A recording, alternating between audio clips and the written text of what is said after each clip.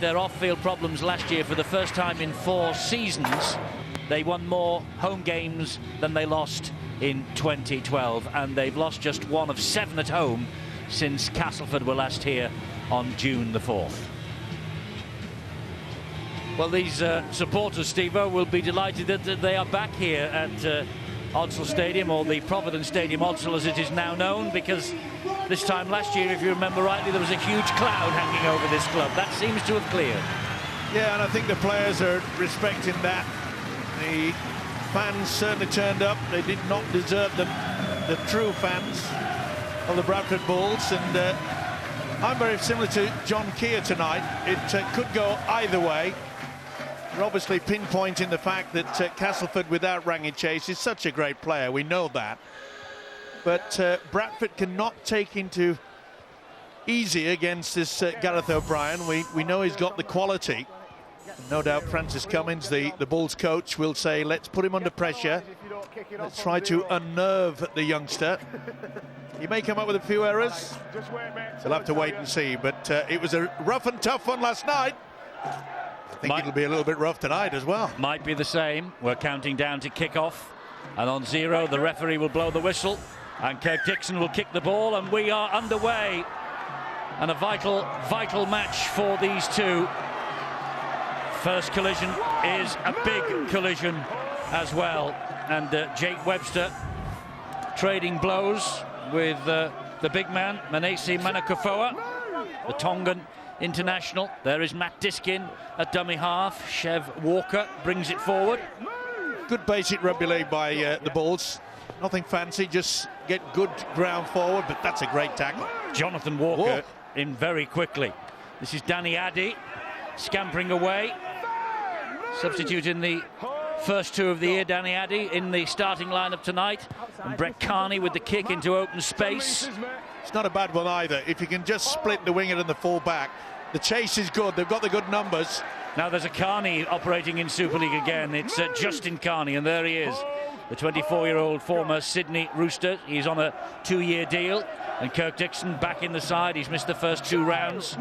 He was ruled out for up to 6 weeks originally, so it's a big boost that he's actually here in round 3 as Wela Huraki takes a tumble under pressure from Scruton and Manakufoa. Pretty strong defence by Bradford getting out of the blocks, but they've turned the full-back around, and that's a pretty decent bounce. Chase is good as well. Carney will bring it out, but only as far as Oliver Holmes. He's finished off by Walker. And that is Jake Webster. They've got some, I beg your pardon, that is Matty Blythe. They've got some new faces in this side. Have Bradford. Elliot Keir in the headgear. Matt Diskin. Here's Manakufoa driving it towards the halfway line. Diskin waits. It goes over the halfway line now. They're in Castleford territory with Scruton. The legs came up briefly under the challenge from Oliver Holmes. Steve Ganson saw nothing wrong with that. And there's an important man in that Bradford lineup. Samet with a towering kick. It bounces back. It's a penalty. He was taken out off the ball. The man who was after the kick, Jordan Tansey. Contact with the kicker, with the catcher rather. This is something that Bradford did well in their first home game of the season. Challenging for kicks at the end of sets. Too many sides at times in the league just kick the ball and hope that their opponents may make a mistake. The Bulls want to challenge the kick receiver to force him under some pressure and test him to see whether they can take the ball in. Well, I think Keith Lullier can feel a little outdone by there. I think his eyes were focused on the ball. It was challenging. It was just a ricochet. So Castleford let off the hook there, but a nice little half break from O'Brien. Good tackle by Whitehead. It had to be as well. O'Brien, well, obviously not nervous. He's taking on the defence. That's good, solid defence. Ian Millwood and Rangi Chase look pensive. Yes, they do. Ian Millwood saying his star player played really well. And here come the Tigers. That's a try-saving tackle on Webster. It was a great tackle by Diskin. O'Brien's down in back play. It's a high kick towards the corner. Dixon claims it was knocked forward, though. Lullier picks up for the Bradford Bulls, and the danger's averted. But there's a problem in back play, as Steve rightly says, for Gareth O'Brien. Well, he was involved in the work down on this short blind side. The referee has now seen the trainers on the medical team on the field of play. Gareth O'Brien. Now then. Is that similar to the incident in the south of France last week when the ball player runs at the line? It was similar, Phil, but there was nothing. Is it a late tackle? He gets there late, but it's... I see it very similar. It's certainly a penalty, there's no doubt about that, because O'Brien's released the ball. It's a very good pass, but it's not a high shot, is it? No, it was a shoulder to shoulder, but it came in late, and it has to be a penalty.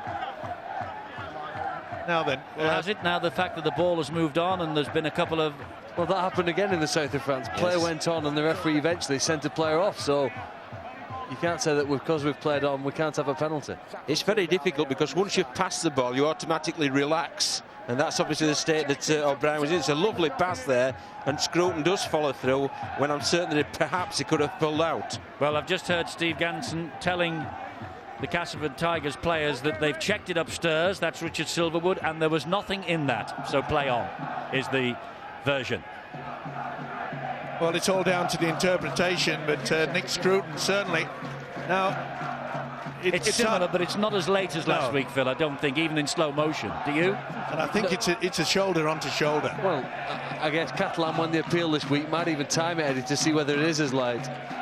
Well, I know he can't pull out. It's very hard when a guy over 100 kilos is running to tackle a man with a ball. It is. He can't instantly stop or just reverse and change direction. And you ask your pivots to play at the line, and that's exactly what O'Brien's done. He's taken the ball at the line and passed, but in my word, he's come off worse for wear.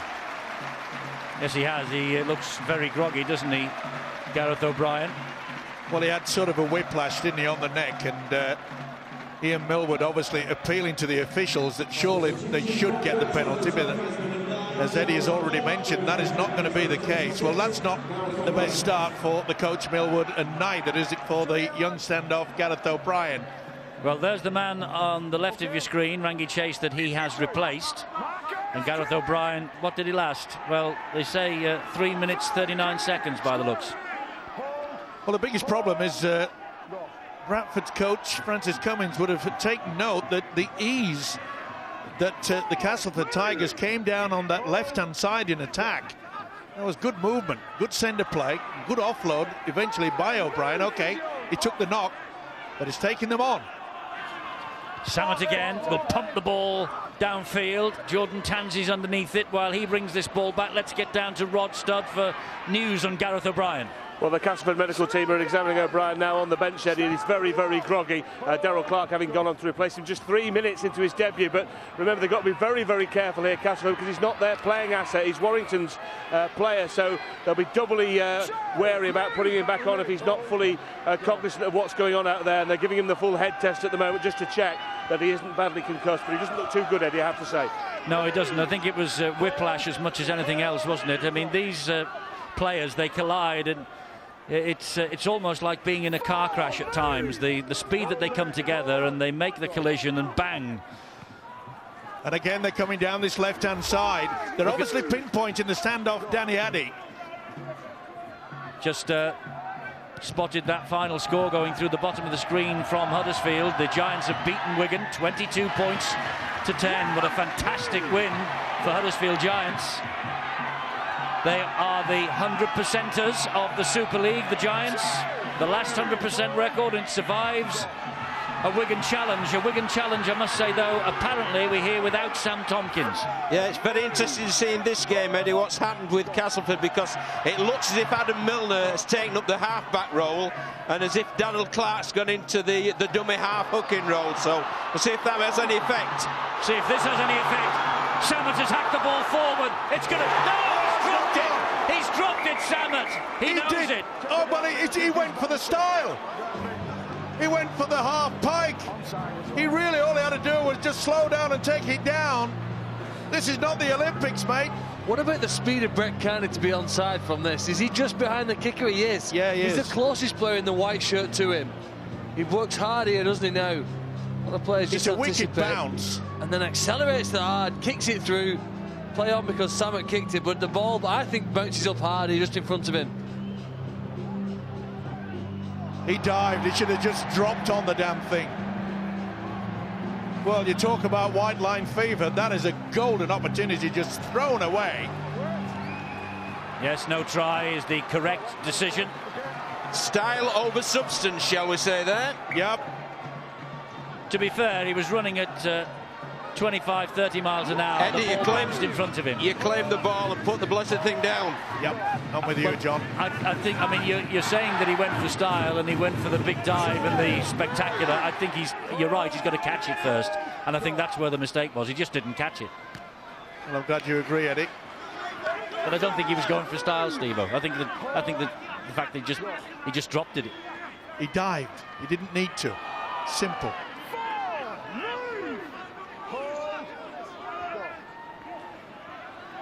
Well, Castleford escape, but they do have Gareth O'Brien off the field receiving treatment. He lasted just 3 minutes. This, meanwhile, is Lee Gilmore. And that was the substitute, Darrell Clark. He gets it back to Jordan Tansey, and Tansey went for the high kick. It went straight up in the air. Wella Huraki went for it and missed it. Who wants it? Bradford do, in the shape of Matt Diskin. Walker could have been penalised for a flop, and it's a flop, yeah. Just got overexcited there. I must say, when that high ball came from Jordan Tansey, nobody really wanted it. Just came a touch too late. Walker. Anybody want it? No. Huraki did the right thing in the end, didn't he, to pull out of it? He could easily have fumbled that. Walker just in a bit late on the grounded figure of Diskin, who restarts now and gives it to Chev Walker. Didn't score all of last year, Chev Walker. He's stuck on 99 career tries. Be a big celebration tonight if he gets over the whitewash. Manakofoa, meanwhile, plays the ball here to Diskin. Bradford looking to examine this Castleford defence, and they might do here now. That was a poor pass by the hooker, Matt Diskin. Though Castleford allowed him to run free, they can't afford to do that. He's a wily character. There's nowhere really for Danny Addy to go. This is Walker again.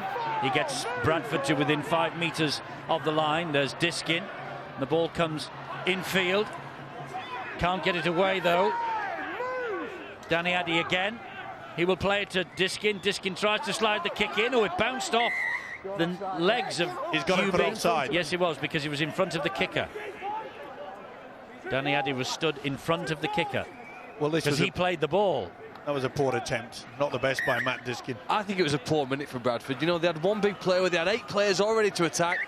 Diskin took off and they lost direction. There was a poor pass, and then they fumbled through a couple of players and then put a poor kick at the end. Your first real chance to put some pressure on your opponents. 6 good players on their try line, and they didn't use them very effectively. I must say, on the replay, you could see that the prop forward, Craig Hubie, he looked to me well and truly offside, not standing square at the play of the ball. Not going to get away with that. Well, a scrappy start. Each team will settle down.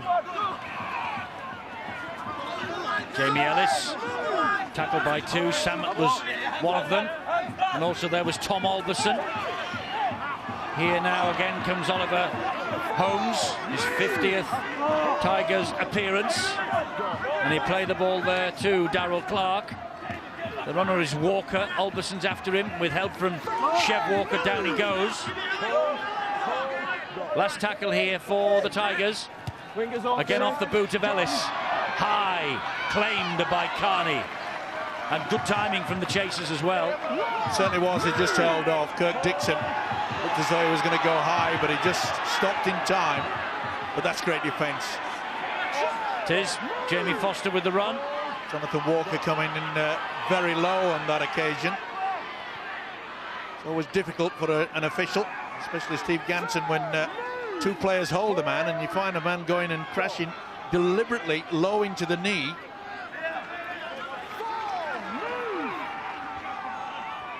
Now Diskin. Down he goes on the last. They're still 10 metres inside their own half. Carney, a little fumble, gets it away though to Samet. And the ball is collected by Dixon. I thought for a moment there he was going to stand with his foot on the one side of the whitewash and the other foot in the field of play. I think he was making that decision as it was bouncing towards him. That would have meant head and feet to Bradford, though, if he'd done that, wouldn't it? Yes, because he would have deemed to have taken it out, wouldn't he? No, it wouldn't. If he'd had one foot outside when he touched the ball, it would have been Castleford's head and feet. No, it wouldn't. It was rolling along the floor, though, John. a moving ball with Castleford head and feed. Well, if there's confusion up here and we don't play it, John coaches it, so he should know. But I'm right, Eddie, trust me. Okay, John, all right. Phil, email time. Oh, this is a good kick by Jamie Ellis. Hiraki hacks it down, picked up by Carney. And good play by Brett Carney there. He could have got excited because it looked as though they were in some sort of problem there on that tight side. But he realised maybe the kick was coming in and put himself into a wonderful position. Great work by the fullback. Great run as well. Blythe taking them on. They're very quick at the play of the ball area. That's a bit high on Elliot Keir, wasn't it? Yeah, crowd saw it. Ganson didn't. Scruton through one. Can't get through the next two. Trying to get a quick play of the ball. That's what they're doing, but they're holding them down. Here's the last again. So it'll go high off the boot of Addy. Too far. Tansy's underneath it. And I guess if Francis Cummins, the Bradford coach, has any frustrations, it's after a great run and half break by Elliot Keir, and then very little play on the next one after that, really. Nick Scruton ran at the defenders almost on his own. You know, they've made some chances, half gaps, but haven't been able to capitalise on their opportunities so far. And 10 minutes or so into this game, I think Castleford have probably been just about the better side. And they are coming forward again here with Jake Webster. They get to the halfway line on tackle number 4. And a scampering run again from Darrell Clark. Oliver Holmes away from Samet, away from Diskin. Good job, Addy was there. Great run. Last one again for the Tigers. The ball was knocked out of his hand. Referee says play on. Was that a knock on? Well, Castleford's Ellis believes so. Samet and the referee, other ideas. Here goes Foster. No, it was off his arm. It was a good hit on the arm. Very similar last night to Olivier Ellimer, but he played the ball. That certainly was the arm, so that's a good play by Samet. Carney, Addy, spins away from one. Hubie is there, so too Darrell Clark.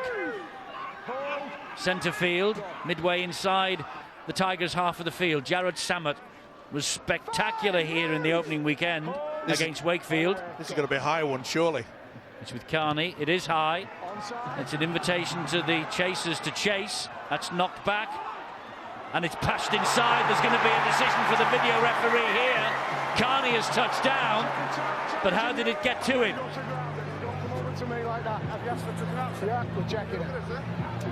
Well, it was a good high kick. Put it to the test. They're all onside on this side. There's a couple on that left-hand side, but I don't think they got themselves involved. They didn't. They're going for the ball. Did Keir take him out? Perhaps he does touch. Was it touched by Carney or was it a knock-on by Bradford? Don't worry about it. Well, I think Carney gets to it first because you can see he leaps up higher.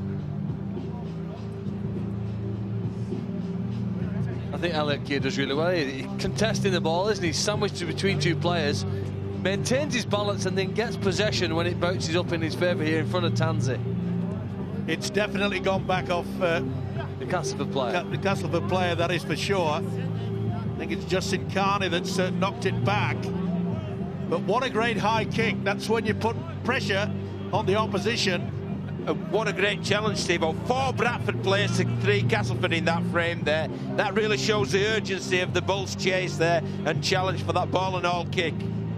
Well, I think you can safely say that Carney's left fingertips has got it, and well, they're looking at the ground. Yeah, this is going to be given. It was a good offload by Elliot Keir to allow Carney, the fullback, is in fine form, this fella. The try is given, and Justin Carney is anything but impressed with that decision. But I think it did come off his hand last, but they're saying he was taken out in the air, but that's not the way that Richard Silverwood looked at it. Well, there's certainly contact by Elliot Keir, the winger. Not that Carney will be worried about it. He's back in his position, ready for the kick-off. And Jamie Foster, this kid can slot them over. Yes, he can. Jamie Foster left St Helens last November on loan to Hull last year. The career averages 12 points a game. He's already kicked 8 goals this season and run in a try. And this is kickable for him.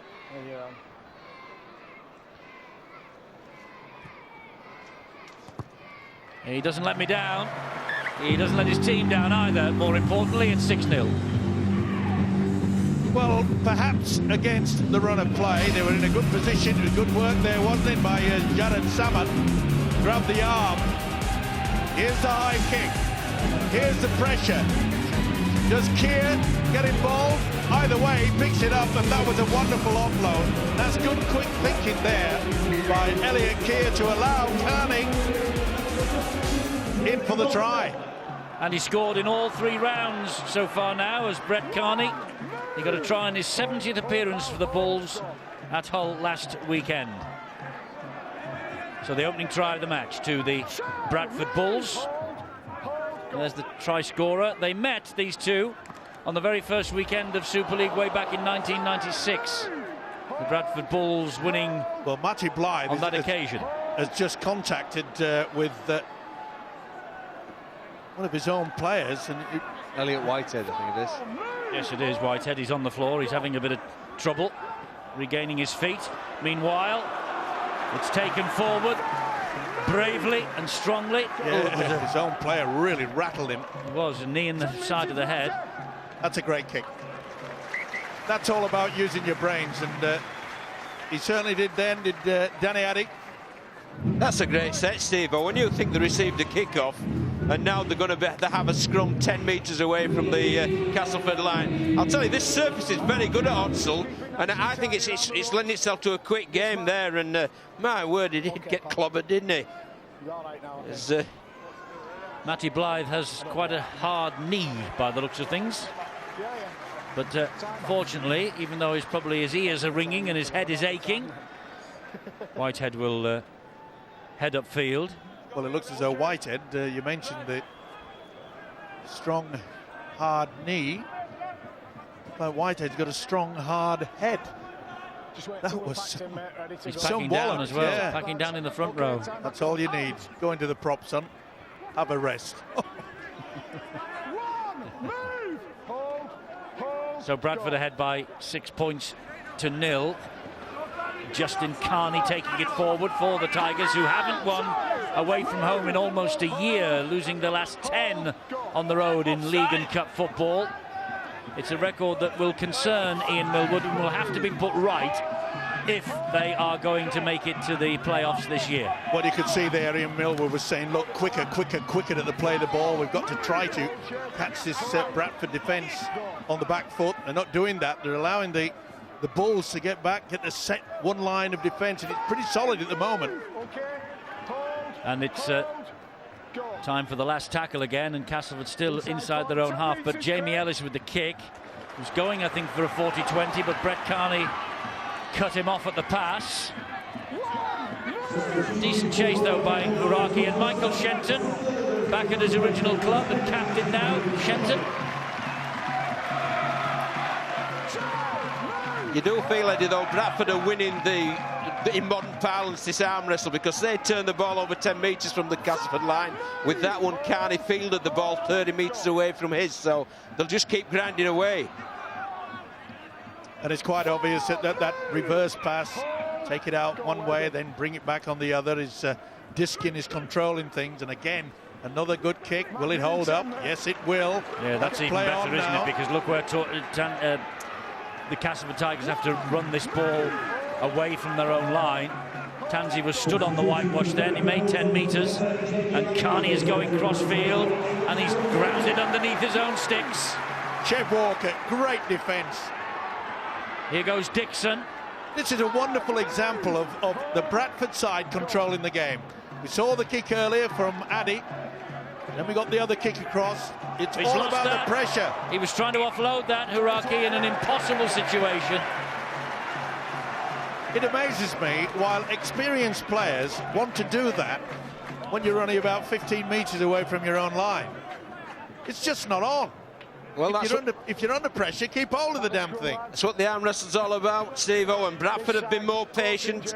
Castleford lost their patience there, trying to force the ball, and it's given Bradford a great opportunity. Tight, Jordan, tight. Okay. So here's Samet again, trying to prize an opening. That's good defence, though. Pushing him towards the whitewash, Gilmore and Shenton. Now then, can they utilise the dummy runner? Carney will be lurking somewhere in there. Here's Jamie Langley off the bench again tonight. Down he goes on tackle number 3, 5 metres away. Diskin had a little look at the try line. This is Addy, and Addy will take the tackle, and that's where they are, right underneath the Tigers' posts. Diskin again, long pass, poor pass, as it turned out. And this is where we have the chance for counter-attack. Look there, Jordan Tansey, if he gets the ball, he's able to go hard and quick, and he does so. Luckily, Langley is back as if for the Bradford Bulls to stop him, but a penalty conceded. And perhaps, you know, we get a momentum shift in this game, because for the last 5 minutes, the Tigers have been under pressure, struggling to get out to their own half, dropping the ball and making mistakes, and now they get a chance to kick and attack. Sorry, Phil, but Carney, that's a poor play by Diskin. But Carney should have been penalised before that. He tried to impede the quick tap on the 20. Definitely interfered. Justice has been served. They've finally got the penalty. And here they come with Wella Huraki again. Big collision with Walker. Certainly putting himself about in defence is Chev Walker. Darryl Clark waits the dummy half for the Tigers. It's been a smart move by Francis Cummins to put Walker in at loose forward. He's certainly built up, hasn't he? A run from Hubie.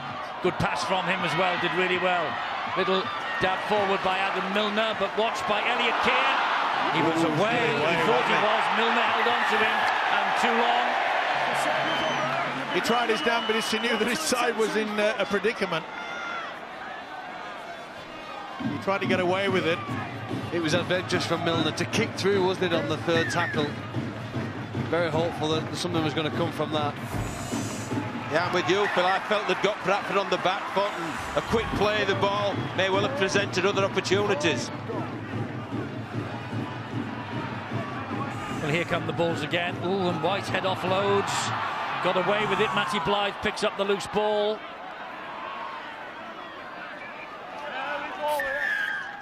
There's another penalty from the whistle of Steve Ganson. Well, he's making it quite clear. He wants to try to get this game wide open, and interference, messing around. Yeah, Matt Diskin was tackled without the ball. There was no advantage forthcoming to the Bulls, so the referee gave him the penalty. And here they come again with Whitehead. Diskin is there, dummy half, once again.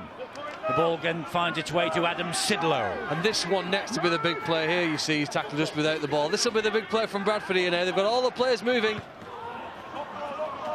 They have, and it's a good drive in from Tom Alderson. Got a bit light on that short blind for Castleford, but they've gone open. Langley trying to back his way to the line, takes the tackle, banged underneath the posts. Diskin waits. He gets away from a would-be flick. This is where he goes down again. Sorry, Eddie, this is where Diskin, throw the dummy, put the shoulder down, try to sneak over on your own.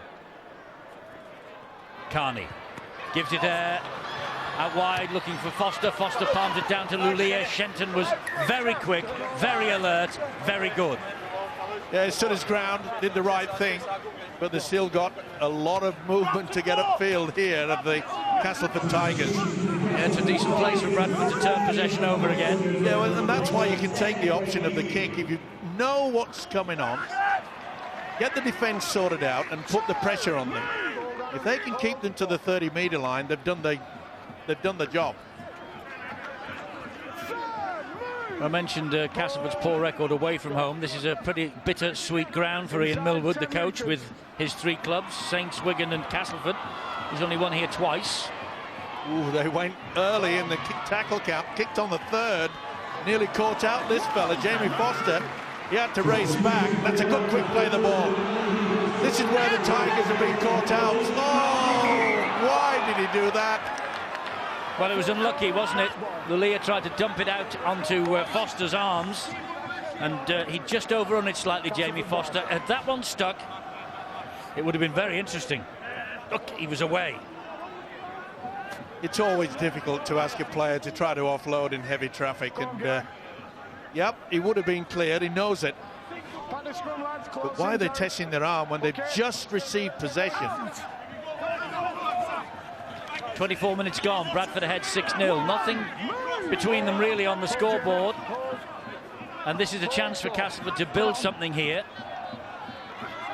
Huraki again.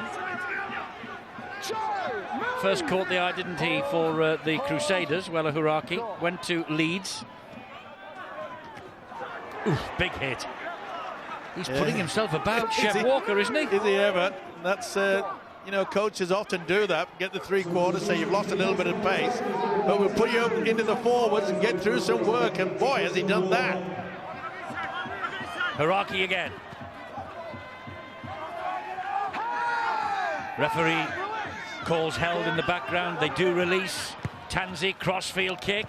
Almost landed on Steve Ganson's head. Changes line. Try to block And they get a penalty to Castleford Tigers because there was a Castleford player taken out by a Bradford player who changed the line. In other words, changed his line of running. Jamie Langley on Jamie Ellis, isn't it? That's what the referee says. Didn't look much in that, did there? There was a hand stuck out, really, an arm, that was all. Didn't change his line, did he? If you look again at Langley, he does move towards Jamie Ellis to impede him. By the way, golden opportunity now, Tigers. There is, with Darryl Clark. Little scoot now, let's see it from Darryl Clark. Jordan Thompson with the ball. Oh, he nearly lost it. Clark again. Ellis gets it away to Tanzi. He pops it up to Huraki. Tries to hand off Alberson. Samet was there with Adam Sidlow. There's Darryl Clark once again. Now Millington. That's great defence, though. Smothering. No chance of an offload there. Millington was looking for it. Ellis again. Back it comes to Tanzi. Tanzi then to Shenton. Good tackle by Lulia. Oh, but then he had a second pull at the ankle. I often wonder what goes through the brains of some of these players. He's done all the hard work and then just held on. Here's Iraqi again, so this is consecutive sets. And you know what that normally brings about? Well, let's see. Thompson again.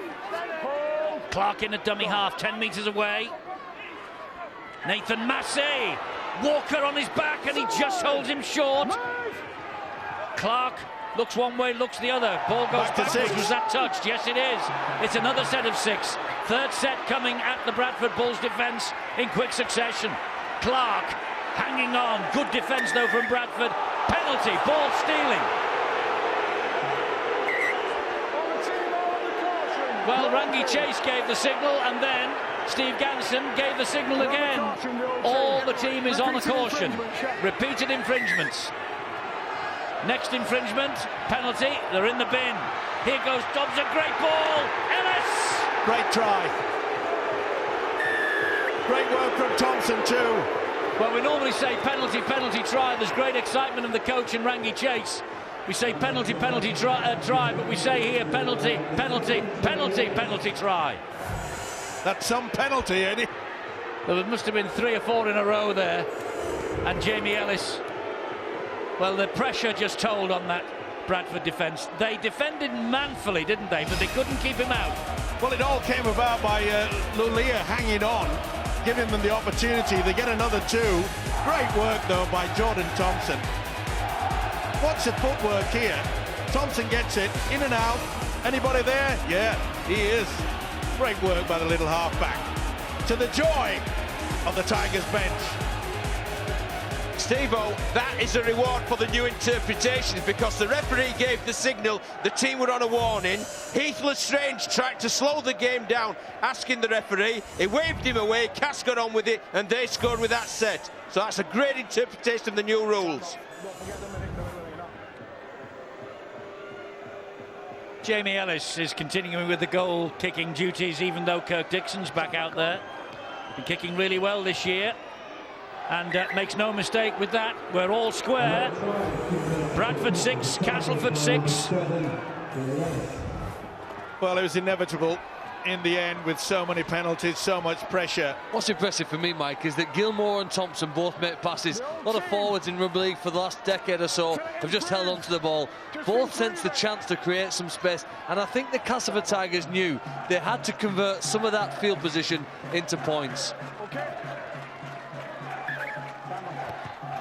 So Jamie Foster restarts. It's a high kick-off right to the goal line. Tansey was underneath it, and Bradford still on a warning, don't forget, because it's at the referee's discretion when he decides that they've been on warning for long enough. It's only just started. Well, he's certainly injected a lot of pace and excitement into this game, hasn't he? The substitute Jordan Thompson. Great play. Lovely to watch as well. All square, and oh, looked like Clark was going to. Well, here we go. Someone's in the bin, surely. Well, it's up to the discretion of the official. Oh, he's just realised. Yeah. Just realised. Yellow card. Danny Addy, I think. Yeah, and I think he might have just had a little bit of a word in his ear somewhere down the line. It wasn't our word, by the way. Oh, no, we've got nothing to do with it at all. Well, there's one thing about Steve Ganson. He's not frightened of making a decision, is he? No, he isn't. And he's not frightened to take advice either. Be interesting this week when it's announced who will be in charge of the World Club Challenge next Friday night. Couple of leading contenders. We saw one last night, we're seeing another one here tonight. Oh, he's lost that. That's a knock-on. And the referee agrees with you, shouts Bradford ball, and Heath-Lestrange has it back for the ball, 0 tackle. Well, I give Thompson all the plaudits, and I'm afraid he just lost it there. Did he try to offload? Oh no, it was stolen by Walker. My apologies to Jordan Thompson. Thundering challenge there from Webster. That ball wasn't played properly. Well, it's boiling up, isn't it? It's a good game. Super League full-time will be having a look at all the tries from this and all the tries from the weekend, including that victory earlier today for Huddersfield over Wigan, 10 o'clock, Sky Sports 2 HD. Huddersfield, the only 100% record left in the Super League. Fantastic win for the Giants today. Lulia does well, stands, gets it away to Foster. Foster then gets it to Sidlow. Sidlow dumps the ball down again, who is missed by Sammett. It's picked up by Carney. It went backwards. They're coming this way with Whitehead. Here's Elliot Keir. Oh, there was a slip in front of him. Keir stands. This is great stuff. Last tackle coming up. Dribbling to the in-goal area. He's going to the air. Is Carney. It's knocked forward. Came off his head. Picked up. It's a penalty to Bradford. They're all offside. Castleford all offside. Well, was he impeded when he was trying to catch the ball, the Castleford player? It's too late, though. They were offside before that, and he's pulled them, John, for being offside before they've even got to that point. But they play the ball. It's close. This is a chance. This is a chance for Bradford. Scruton was just short. That's Sidlow! Adam Sidlow has spun his way over the line. A try in his Bulls debut here. He was also a substitute against Wakefield in round 1. He's knocking on the door of Francis Cummins. He's saying, give me a chance from the start and look what I can do. That's his second try of the season. 2 tries in 3 rounds. Adam Sidlow, the former Salford man. You can see the Castleford side. Quite a few of them made no attempt to get back to the official. It was a good kick. It was a good kick by Kearney. And this is twist and a shout. simple. They were disappointed here, Millwood, and the coaching staff. I know you're sometimes critical, Mike, of having too many defenders close, and you say that he's man-to-man on the try line. But if you only have one defender against one attacker, he's going to score 9 times out of 10. So that's the reason why they do crowd so many players in the middle. But a big man like him can't be stopped by just one defence. Well, you're crowded in the centre of the field, but it's when they use a sliding defence out wide that they get caught. We've seen that so often. Surely he'll get this. He does. 2 from 2 for Foster.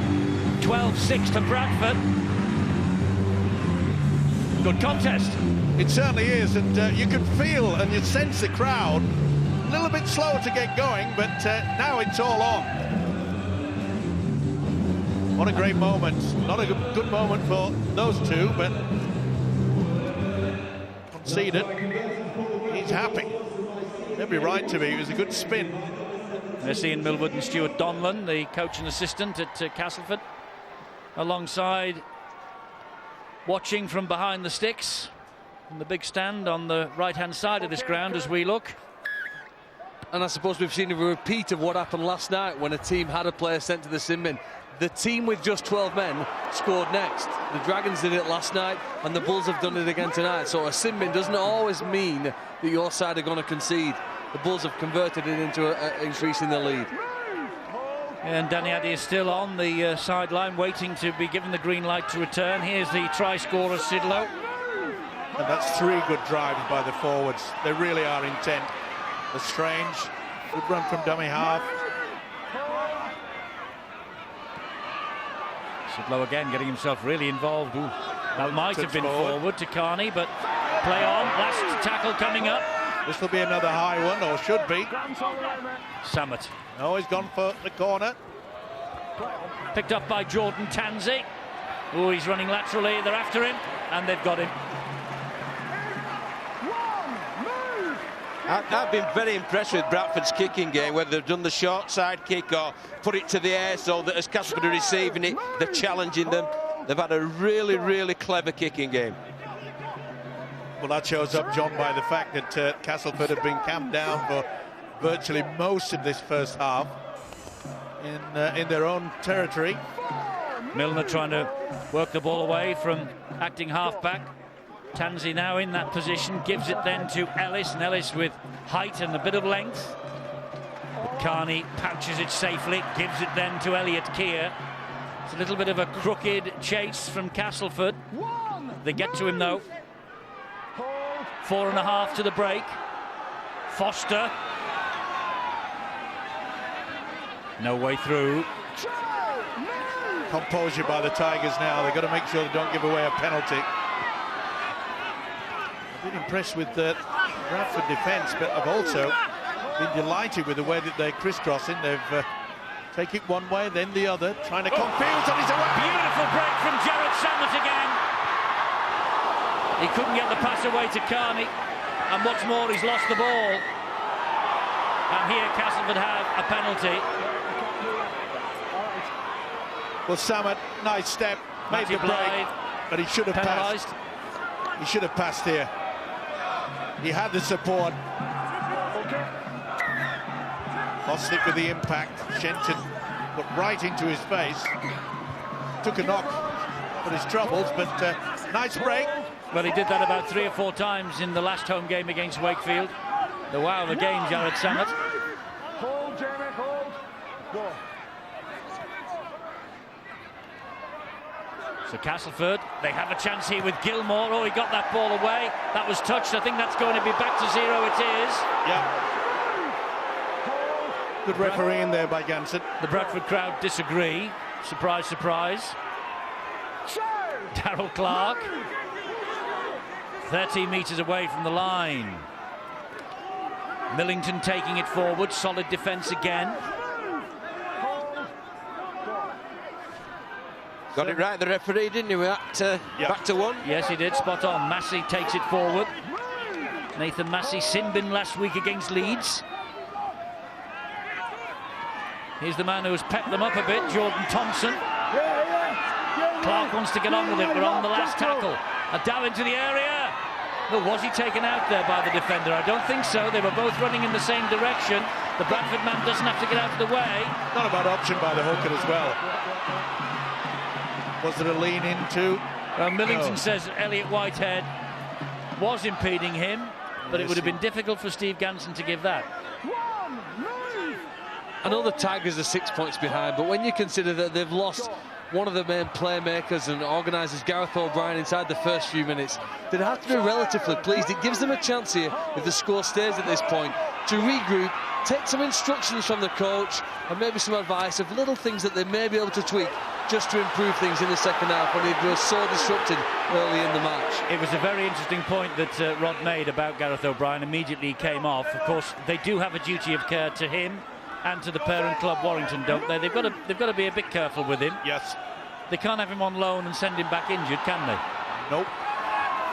Morally.